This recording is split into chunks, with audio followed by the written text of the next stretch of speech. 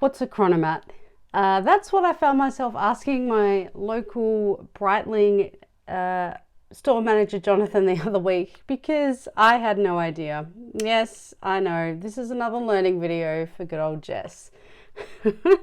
So let's have a look at the origins of the Breitling Chronomat and the latest in the collection.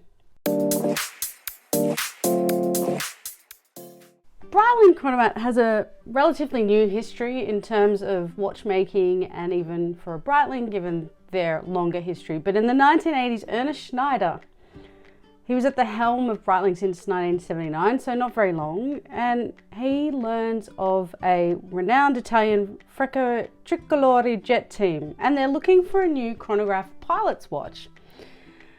You know, so as you could expect, they wanted something elegant that they had to be worn with either a suit for pilots or also when they're not on duty. So they basically wanted an all-round pilot watch.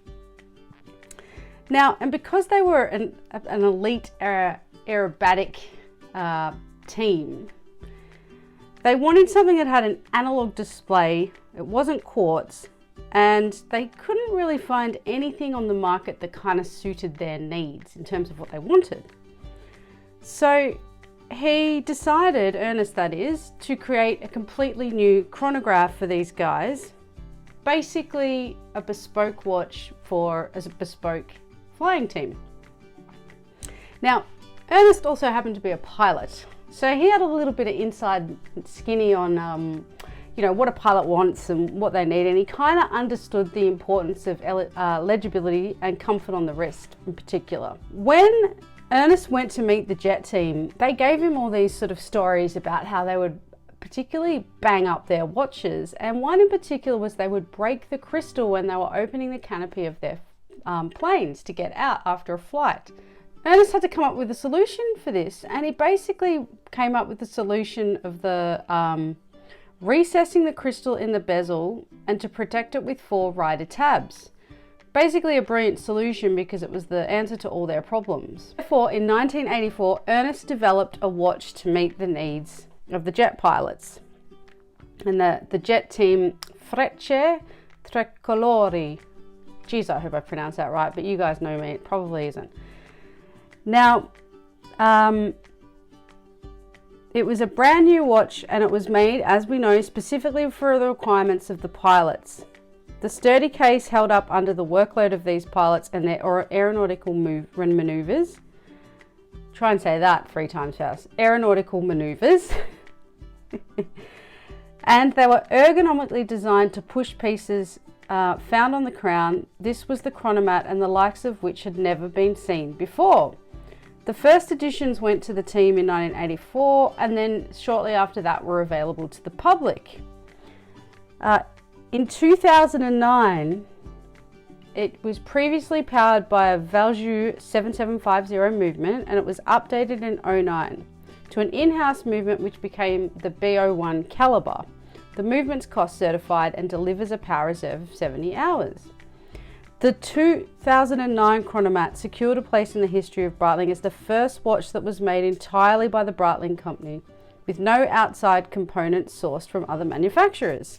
So that's pretty extraordinary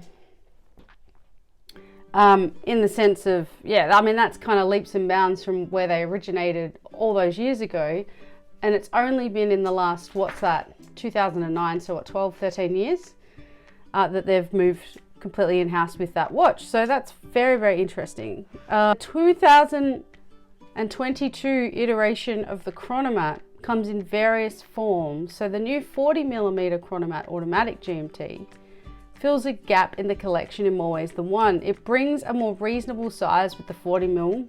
It's 11.77 millimeters thick, and it's a 47.4 millimeter lug-to-lug stainless steel watch.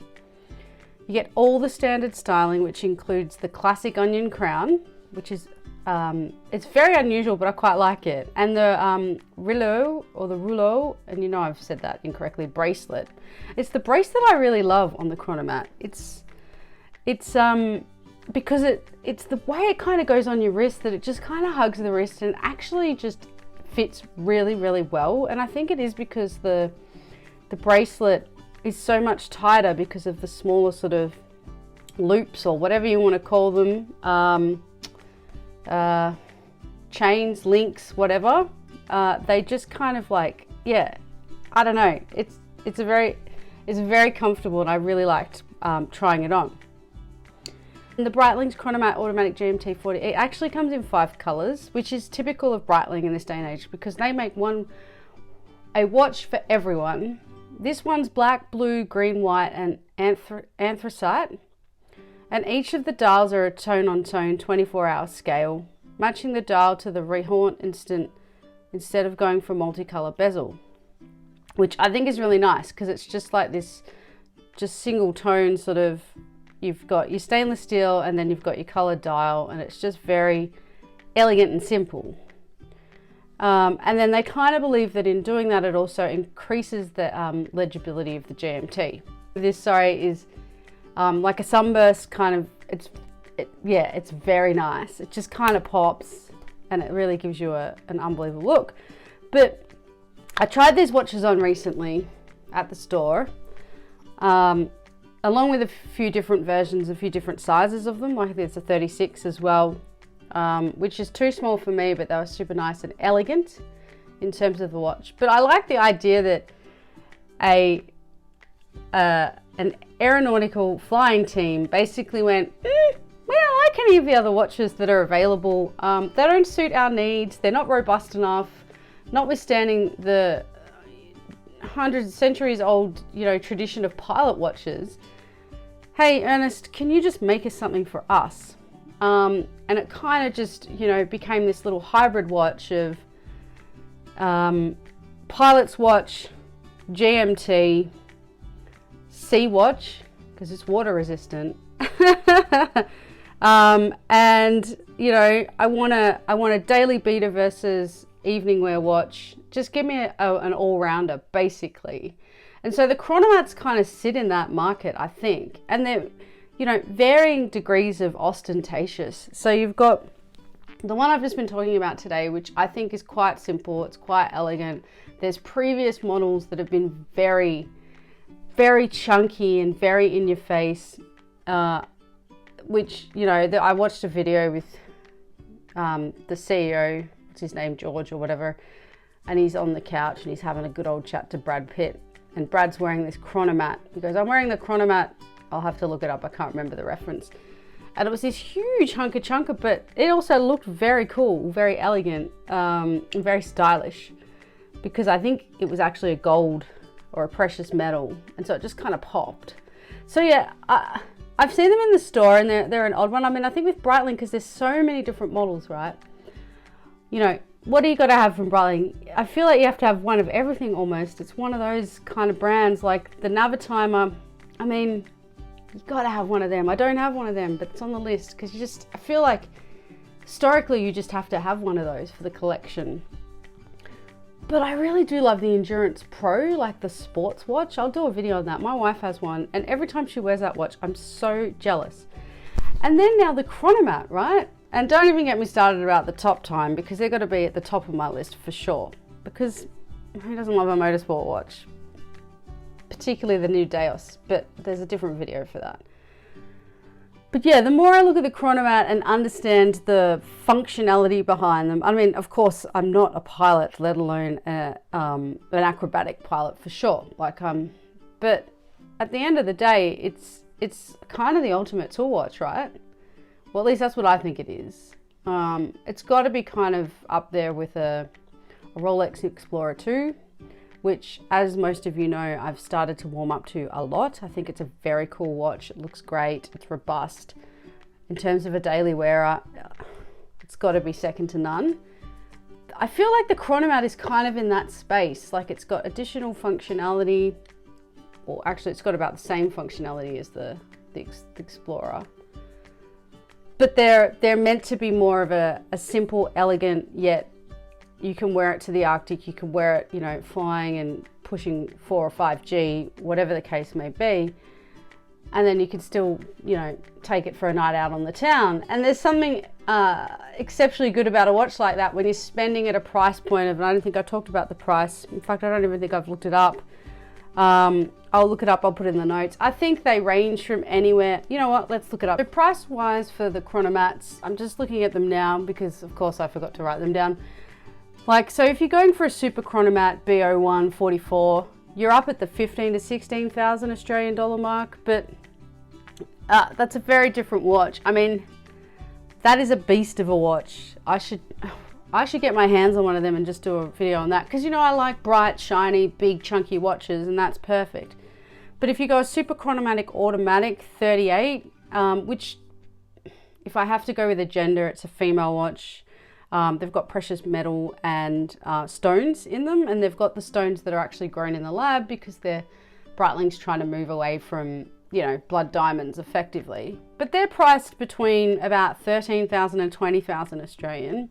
And then the Chronomat GMT 40s, which I've predominantly been talking about, they vary again. They're sitting around the $8,000 mark, a little bit under. Yeah, but there's a Super Chronomat Automatic 38 Origins at 27,700, which looks pretty epic, but that looks like it's got rose gold and a shit ton of diamonds. So it's not my kind of watch, but there's a watch for everyone. But yeah, I mean, I don't know, it's funny, right? Like, I don't own a Breitling. I'd actually really like to, but I just haven't been able to get around to buying one financially at the moment. And the problem now is the list keeps getting bigger with it. It's kind of like Panerai. Like with Panerai, I feel like I need to have one of everything because that's my all-time favorite brand, as you know. And Breitling just feels like it's kind of edging in next to Panerai a little bit. Like, hey, look at me, I got some cool shit over here too. And yeah, I mean, I think my new favorite is the Top Time, followed by the Navitimer. And then I think I'd look at the Chronomat, and then the Endurance Pro kind of sits separately because it really is, it's a sports watch. It's not something I'm wearing out and about other than for activity or weekend wear. So it does sit in a slightly different bracket, and at like $5,500, it's a very expensive sports watch or activity watch. Because yeah, I mean, Rolexes are sports steel watches, but I'm talking about like a genuine activity watch, people. Not a weekend warrior watch that we'd wear anywhere. So yeah, I mean, the Chronomat, now I know where it came from and what it's all about, from a Breitling point of view anyway. And yeah, I kind of like it. It kind of explains to me why it's so ginormous and outrageously ostentatious if you're talking about the 44s. And then if you're talking about the 40, the 40 is super elegant. I mean, a 40 inch size wise for me, I mean, that's a 42. So a 40 is pretty small for me. I mean, it's not a 28.5 like the Dan Henry the other week, which I could still pull off. But yeah, I do prefer something probably, 44 is probably the sweet spot, but could flex up to the 47, like in the Panerai. Yeah, let me know your thoughts on the Chronomat, guys. Is it what you think about when you think about Breitling? Do you not think about Breitling at all? If you think about Breitling, are you thinking it's Navitimer all the way, or a Top Time? What is it? Because at the end of the day, we all are different beings and we all like different things. So I like kind of just discovering some new models, even in a brand that well, let's face it, I only just started to discover Breitling this year. I really love it. Yeah, we should talk one day about Breitling and Tag and the way they're sort of marketing, and it kind of parallels a little bit from that point of view with Breitling celebrities, but that's a video for another day. Until next time, have a good one, guys.